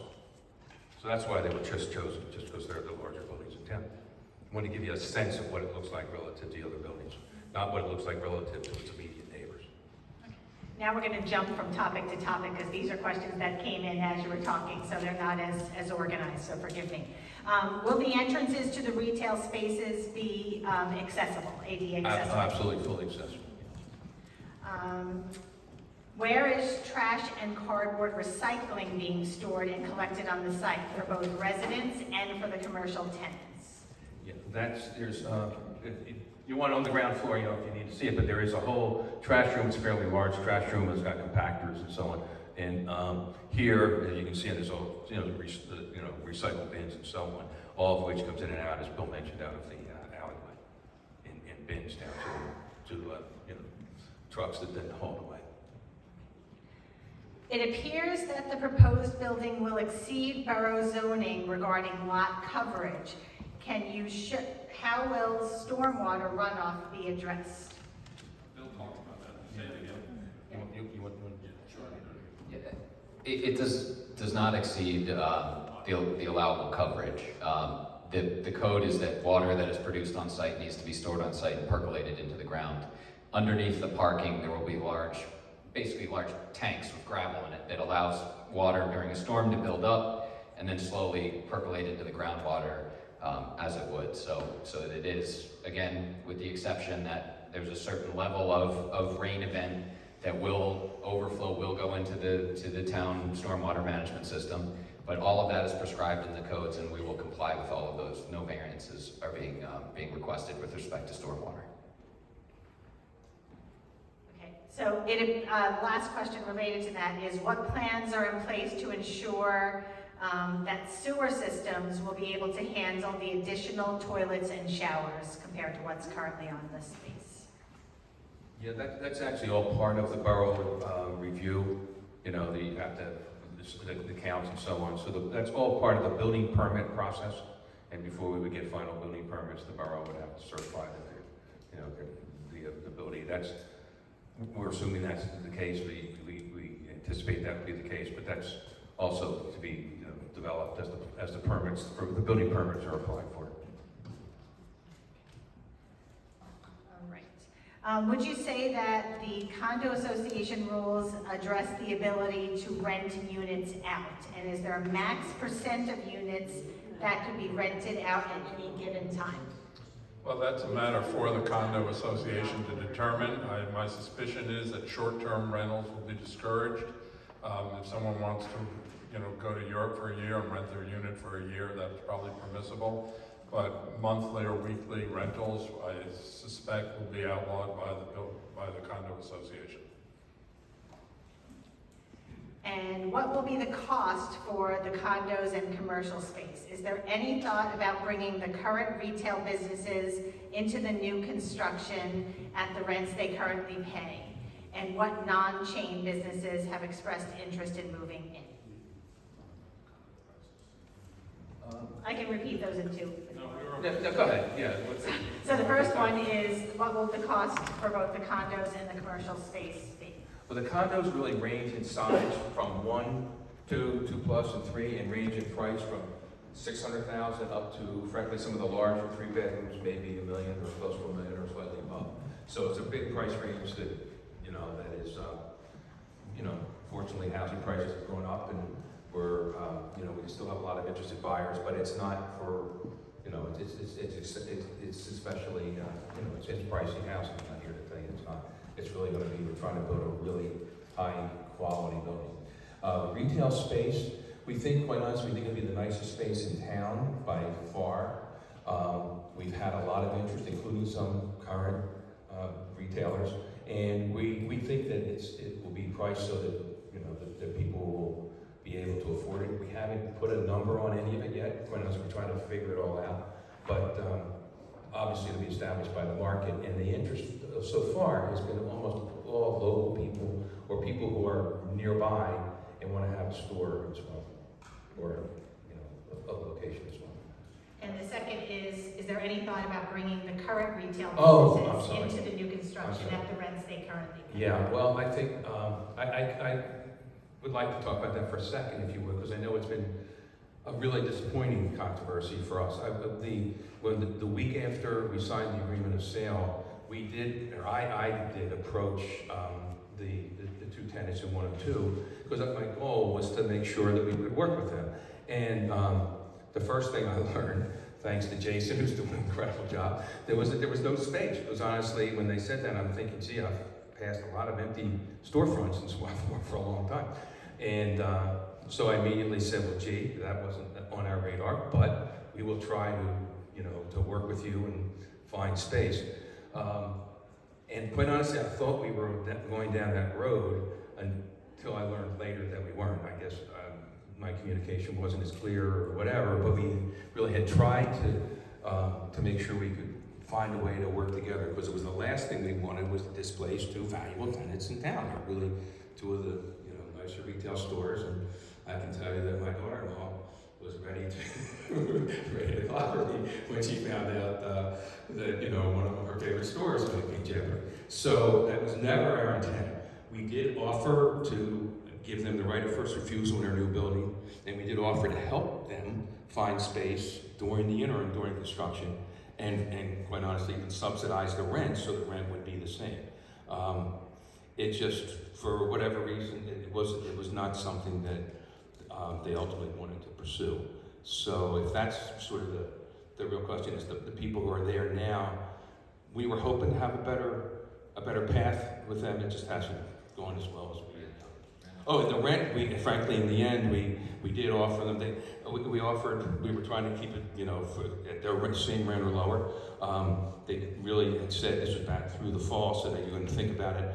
Then as we started to get more interest from people, I reached out to them and said, gee, that's when we learned that the importance of trying to keep the one space open. I said, gee, we can give you the space to the left. It's slightly less space than they have together, but much more efficient, much more visible, and at significantly lower rent. But that was not something that they wanted to do.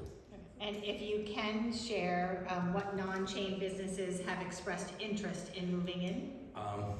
I can tell you that there are businesses that we all know. I will say that a couple of them have, they have leases, and I don't think they would want to have their name shared because they have their landlord and they have a relationship. But I can tell you that there are people that we all have the same goal of having retailers that we want to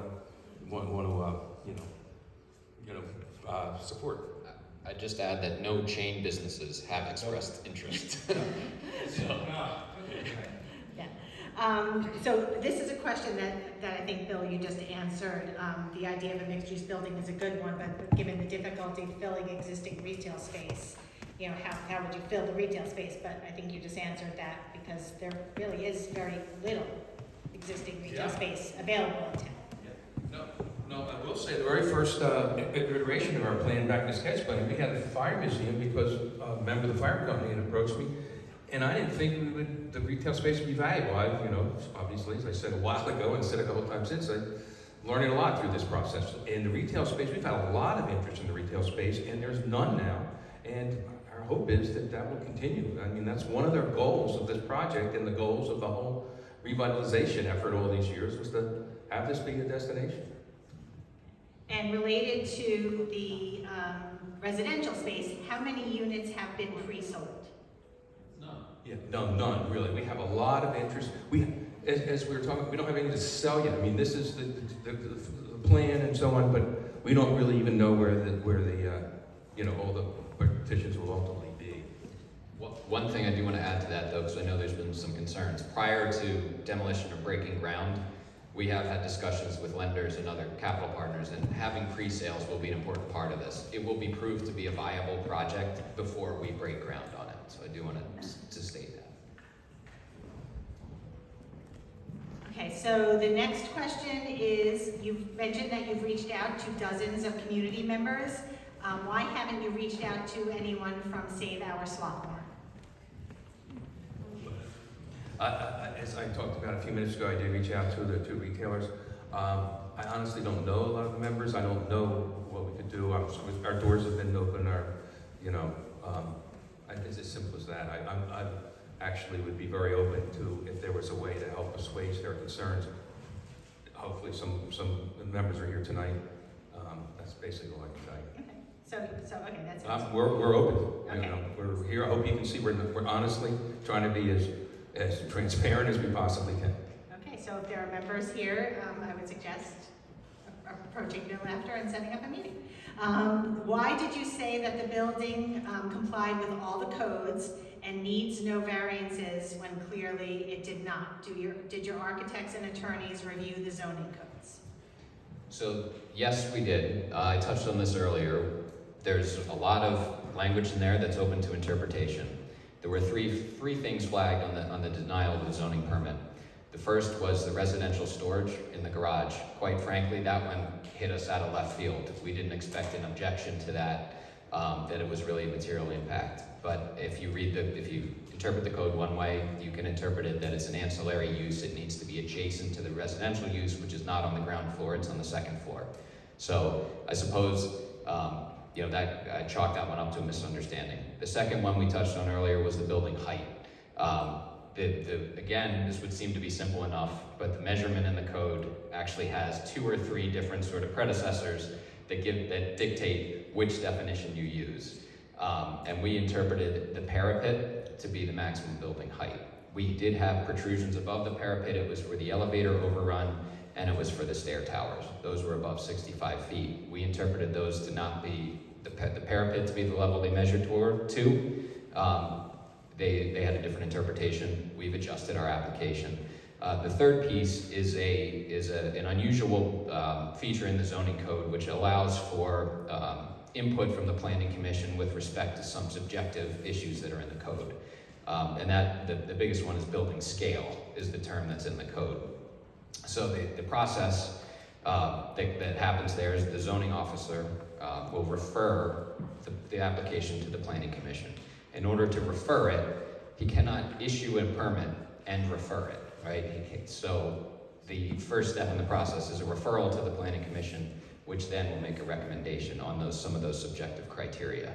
So 2 different interpretations from how we read the code than how the zoning officer read the code. Not our intent to look at it differently or to try to read between the lines, or we've already talked about the quantifiable aspects of the building. If you talk about scale, we're 10% less than the actual calculated available square footage we can build. So we're not trying to game anything in the code. It was a misunderstanding on 2 of those, or a different reading of 2 of those provisions, and we've decided to acquiesce and resubmit.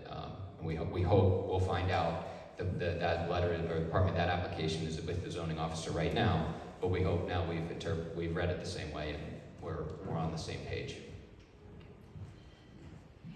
How was Cumbie involved in the changes of the 2013 Town Center zoning code that allows for new construction up to 65 feet? None of us are here involved at all. I think Don and Bill was in Southern California in 2013. And right, Don and I were involved in borough government during the revitalization plan back in the late 90s, but more than 10, 12 years before the Town Center code was even discussed. Hang in, we're in the home stretch. Will you post plans and other documents on your website, 110parkswarthmore.com? Yes, I was actually going to conclude tonight with it. If people have questions like tomorrow that we didn't raise, that you can send them to info@110parkswarthmore, or we have a new website launched a few hours ago, or this morning, that will continue to update. So if we get questions that people have, we will answer them directly, and we will also post them and answer them on the website. We'll also post plans as they get developed, the next submission to Borough Council and so on, as they get developed. The idea is this will be a living, web where people can ask questions, get feedback, and understand what the process is. How long do you anticipate for construction to take from demolition to completion? But at the moment, we think somewhere between 15 and 18 months. There's, as Bill mentioned, there's a fair amount of underground, these large cisterns that have to be placed before you can do much. Got a big foundation to put in, then all the underground storm drains and so on, and then the parking garage, building the parking garage, and then the deck. So there are months of work before we actually start on the apartments above. Right, and one of the things that when I met with the merchants that they were concerned about was how will the construction period impact them.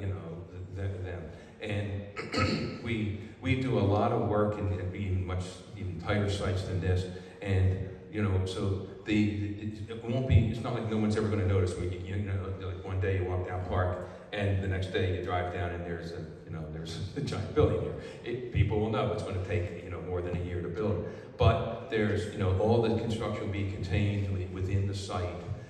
There's dust abatement and so on procedures that we follow on every site. In terms of parking, we will be making arrangements to have all the construction workers parking on Myers Avenue at the end there, so they won't be taking space from the, from the retailers. So our hope is they'll have, 30, 40, 50 more lunches to sell at Renato's and in Scott's and elsewhere. But, we obviously are more aware we're building a significant building in the middle of town, and precautions, have to be taken, and we do that all the time. We build on our campuses and so on, so it's on our radar. What about the view of the building from Rutgers Avenue? How would this building impact the apartments on Rutgers Avenue, Warehouse 3, and the post office? We haven't really focused too much on that. You will see it, obviously. I don't know if there's some of the renderings. I think the simple answer is yes, you'll see it above, above the post office from the other side. I don't think there's anything. Yeah, here you go. In this rendering, you can see. Is that the one? I'm not sure what that is, but you can see it will be visible from the upper floors will be visible from the other side. You'll see the upper, perhaps 2 floors of maybe 2.5 floors of, depending on where you are, of the back of the building and the courtyard. So we hope it's going to be a very attractive facade. That's our goal, but we haven't really focused on that angle. Just one quick thing to add, we showed you sort of the U shape. It will appear to be 2 separate buildings in the back. It won't have the same length of fence in the back. It will be the 2 sides of that U. Will you provide a sun and shade study for the street and across the street? As you may be shading public property, it seems only fair that you let residents know how it is going to affect their use of the public space. Yeah, we have not done one. It's not part of the requirements of the submission. We did actually have an informal, someone who's professional at this, who gave us an informal opinion. I could pass it on to our architects. Quite honestly, it was actually surprisingly less than we thought. It matters whether it's June or December. It matters if it's morning, midday, or afternoon. But at the midday point at the solstice in the summer, the shadow was actually less than 20 feet at midday. It would obviously be longer at the end of the day and in the morning. And then in the December, it was more like 50 feet at that solstice at midday. But no, we have not done a study, to this point. The next group of questions is about historic buildings. Why do you persist in going forward with a project that so clearly violates the spirit and the letter of the zoning law and endangers the entire historic town center with a horrible precedent? Well, we object only to the word horrible. Everything else about that question. So, it's certainly obviously a perspective. I think it is important to talk about that.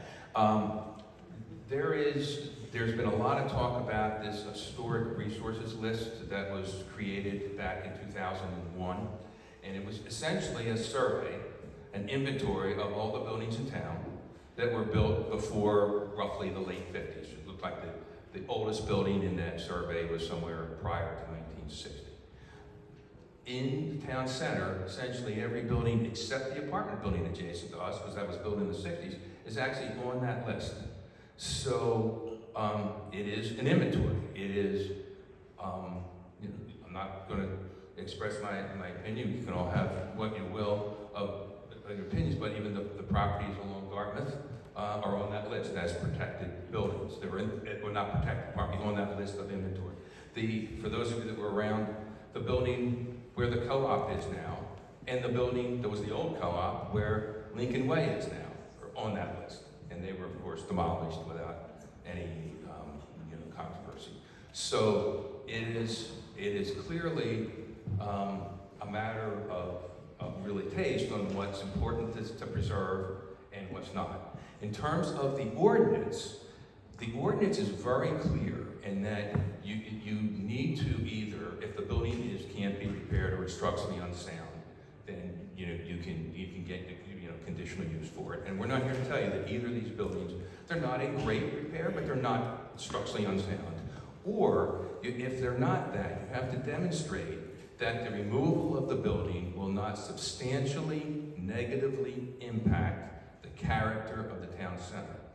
And when I read that, I went to see Jane Billings at the time and said, can you help us understand what this is about? Because it's sort of, you know, it's why is the conditional use in there? And she said to me, quote, almost verbatim, I can tell you that this is not an anti-demolition ordinance. In fact, this ordinance was written, there's no open ground in town. They knew buildings would have to be demolished.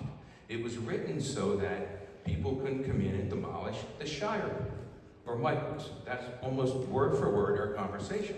So she said, that's why it's written so that you can't demolish buildings that would substantially negatively impact the character of the town center. Obviously, as Bill talked about a few minutes ago, that's open to judgment. And if you have 20 people, you might have 22 different opinions about what they are. I think we would argue that clearly no one could argue that Michael's or the Shire building or the PNC Bank demolition would not substantially negatively impact the town. It clearly would. It'd be a really hard sell for anyone to take that position. I think it's really difficult to extend that because every building that was in that inventory fits that category because it's on that inventory. If that's the case, they never would have written the ordinance, and we're here. What we have is what we will always have. And I don't think that was the council's intent when they passed the ordinance, and that's clear. It would be unfortunate if that's the decision that, in my mind, it would be unfortunate if that's what people really want. If a smaller building that fits into the scale of the town center and the surrounding streetscape and does not demolish buildings of historical significance is what you will need to get your project approved, will you still build?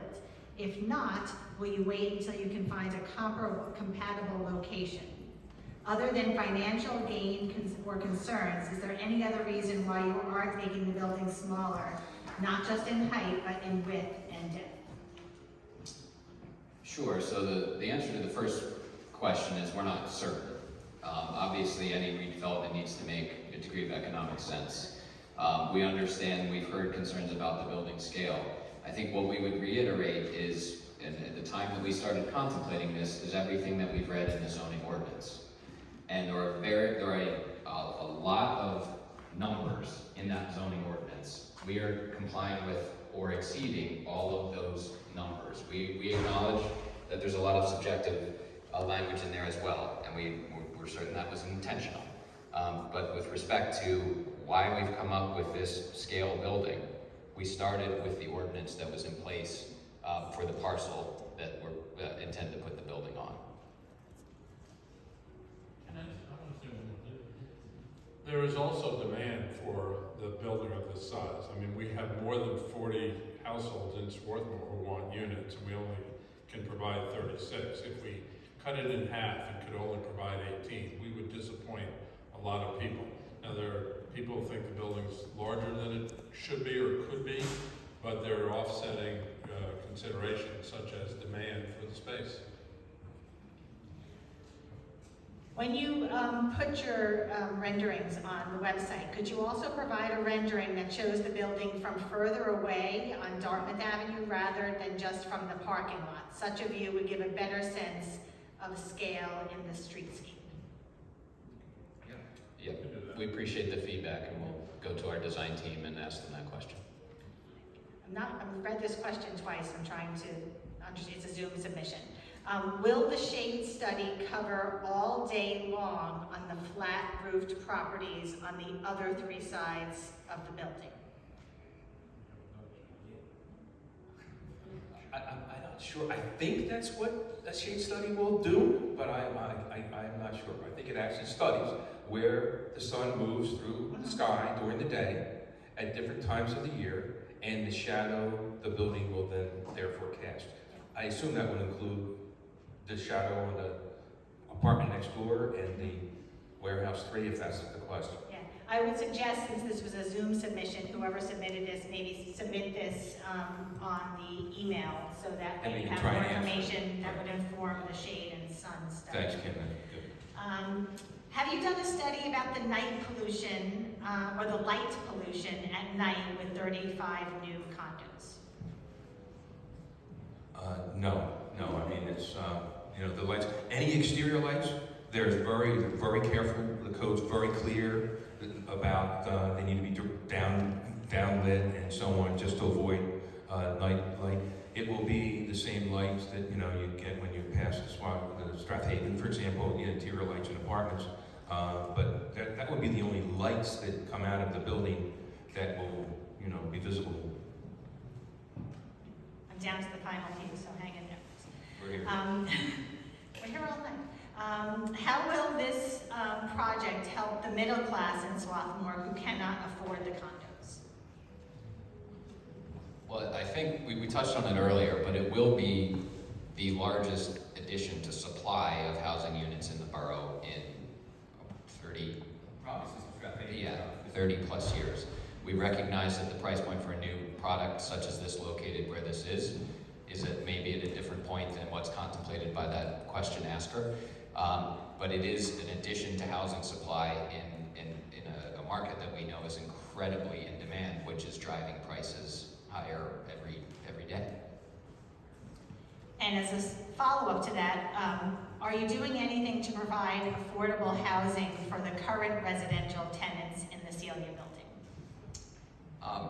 We'll provide some context though. The short answer is no, we don't have, it's not like we own or have the ability to find them alternative housing. We did look at the inventory of affordable housing in the borough, and the removal of the units in the Celia building, we estimated to be somewhere around a 2% reduction in the affordable housing supply.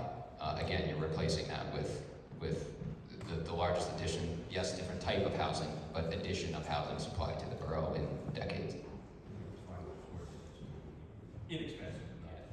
Yeah, affordable, because this has been a term that's been used a lot, and to affordable housing is like, subsidized housing, like you see on Rollins Lane and Woodland and so on. I think what people are referring to when they talk about affordable housing is a response to all of us who, perhaps maybe not at our age, but our kids who are concerned about the cost of housing. Affordable, I think what they mean is by inexpensive housing. And if that's what Bill's referring to, there's actually a plethora of, several hundred relatively inexpensive, from $700 to $1,200 a month apartments right around here, which, quite honestly, we had no idea until we actually did a little discovery. What kind of assisted living or other such programs will be available to aid seniors who are downsizing and moving to 110 Park Avenue condos?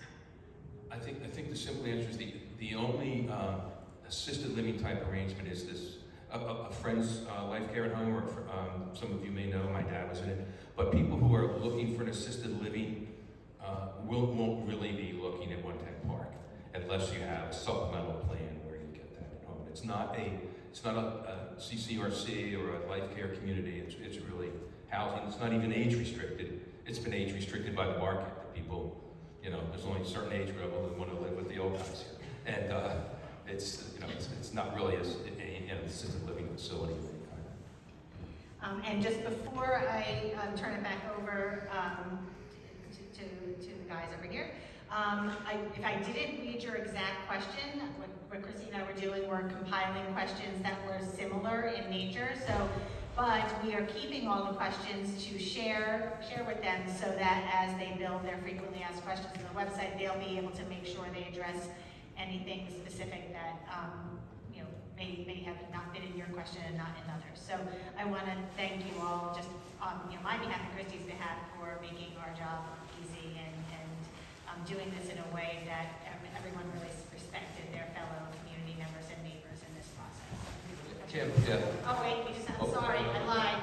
Oh, okay. This is good one. Thank you for engaging with the community. Your presentation was very helpful. Oh, that's nice to hear. Right.